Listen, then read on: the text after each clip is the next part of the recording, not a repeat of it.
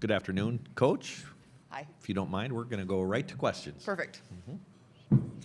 Thanks for the time, Coach. Thomas Costello, Langer, and Holy Land. Both you and Ohio State's team, they both employ presses. Can you compare and contrast the differences between your press that you're bringing and the press that you've seen from Ohio State? Yeah, I think it's very similar type of systems of you want to apply pressure and you want to play in transition. I think theirs is more of a zone look where they're matched up, and ours is more of a man look. And then also you have players who came over from last year whenever they played Ohio State over the last 2 seasons against them. How have you kind of leveraged any of their experience in preparing for playing a team like Ohio State? Yeah, we always ask. That's the first thing I'll always do going into playing an opponent is ask what we know about that team and listen to what they say, whether they've played them or watched them on TV. I'm Jack Church with the Daily Beacon. How important is it to take momentum from that first tournament game, especially with how the regular season tournament went and then the 2-week layoff? Yeah, I think it's important. It was a good step for our program. We were hitting shots, so it was good to see the ball go in, and hopefully we can do it again. I'm thankful for the day in between. Hi, Kylie Anderson, Vol News. We noticed how loud the Ohio State crowd was against Montana State. How do you keep that energy that y'all felt last night into a crowd?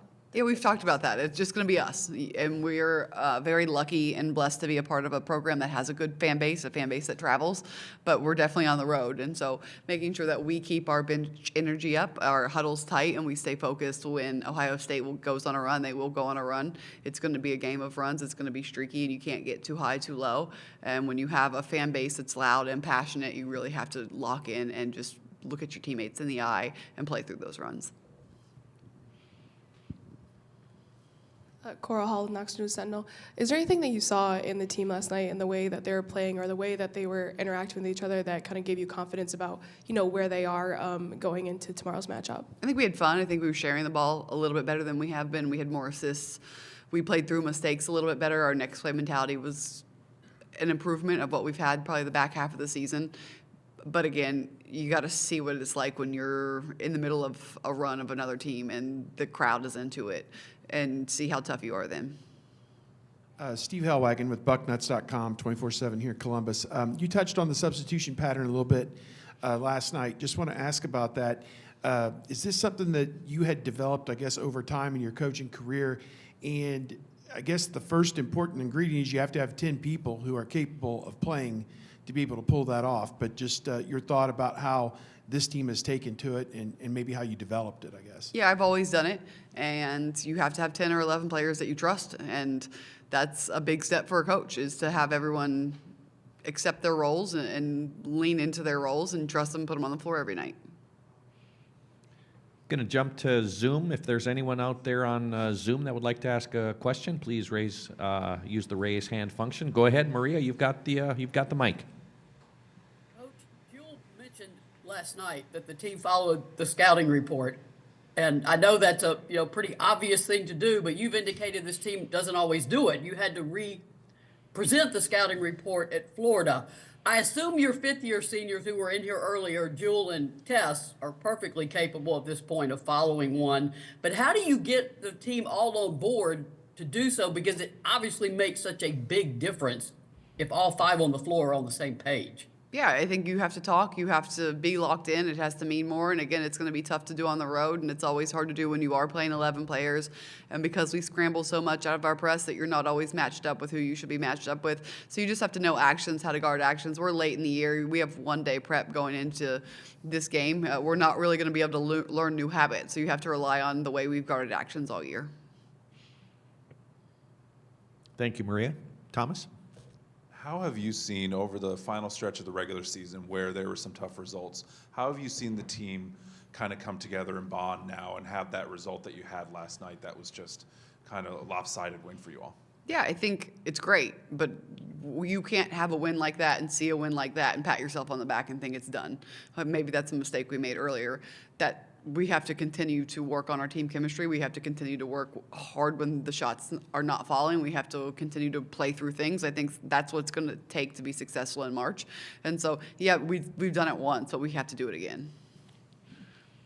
This team was kind of on like that upward trajectory of building. You kind of hit that stretch at the end of the season last night, looking much more like you kind of picked up where you left off before that. Just how confident are you that this team is kind of where they need to be right now, and what kind of helped them get right back to that?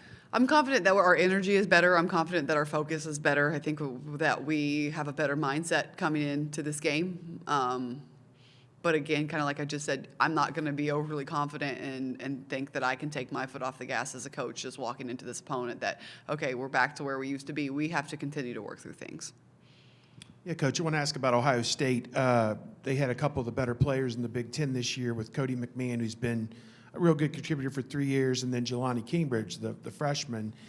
Just your thoughts maybe about both those players and how they like to attack opponents. And you probably don't want to give away the scouting report, but just the things you guys need to do to kind of keep them under wraps. Yeah, you got to keep them in front of you. It's a stacked roster. We got to play team defense. I don't think we're going to be able to guard one-on-one in those positions. So just making sure that we're all locked in, we're all playing hard together.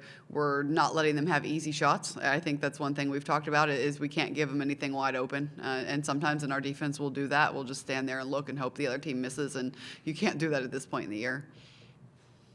Your team has done well in this season against other defensive-minded teams. Just why do you think that was, and how do you feel like that will help you tomorrow? Yeah, I don't necessarily know that that applies for this game. I think the slower teams, the teams that spend the majority of their time sitting down in the half court and guarding, don't spend as much time on offense, and so it's a little bit better for us. I think this team can go in transition, so it's not necessarily a matchup that I love.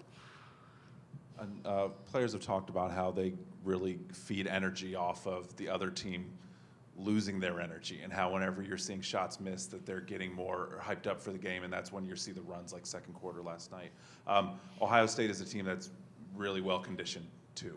What do you tell the team whenever maybe the other side isn't getting as tired as they're expecting them to be at certain points of the game? That's when you have to sit down and get stops. You actually have to play defense. You can't just hope. That's kind of what I just said. You can't just look at them and just hope that the ball doesn't go in. You actually have to guard now. And so that's just something we're going to have to work on is get the stop. And I think stops for us are going to be really important because that way maybe they're not going to be as quick to get in their pressure.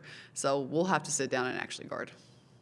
With the sitting down and actually guarding, you talked about how over the 2-week break you worked a lot on the half-court defense. What do you like about that, and what still needs to change going into this game tomorrow? I thought we played with a sense of urgency yesterday in the half court. I thought even when we had a big lead, something we have done all year is just kind of stop guarding just because we saw a 20-point win. And we continued to sit down and guard to the final minute.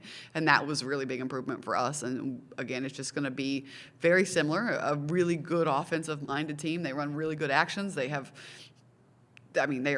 a very deep roster. They have great players. And so just having the discipline to sit down and guard. We're going to slide over to the Zoom again. Maria, do you have a question? Yes, Coach, I know motivation, win or go home. I mean, that's in place already. But the tip times in the tournament can be anywhere from noon to 8 p.m. to 9 p.m. What's your approach to a team in a big game like this waiting all day to play? How do you sort of manage that? Because teams get restless sometimes. Yeah, I think the only thing that helps us is that we just did it. We just had the exact same time slot. So our game day is going to be pretty much identical to what we just did. So that's in our favor. And we watch a little more film. We take a little more time to stretch. We try to keep them in and out of their hotel rooms. We try to keep the energy high. But again, if you're not locked in and you get restless in March, then it's probably going to be a quick March for you. Coral, do you have the mic? Yeah, okay. Avery Strickland's been getting in the rotation, and especially last night had some really good minutes for you. Just like, what have you liked about what she's given the team, and what did she kind of show you over the last 2 weeks to kind of earn those minutes? Yeah, she has consistently worked all year. She's always in the gym extra, so she'll work hard in practice, but she'll always be in the gym extra, and she just is kind of a little spark for us. She goes out there, she runs around, she plays hard. She doesn't really necessarily do anything that hurts us. She doesn't take bad shots. She's a selfless player, and you can put her on the floor knowing she's going to give you everything she has. Anything else for Coach Caldwell? Seeing none. Coach, thank you very much. Have a good practice. Thank you. Thanks, guys.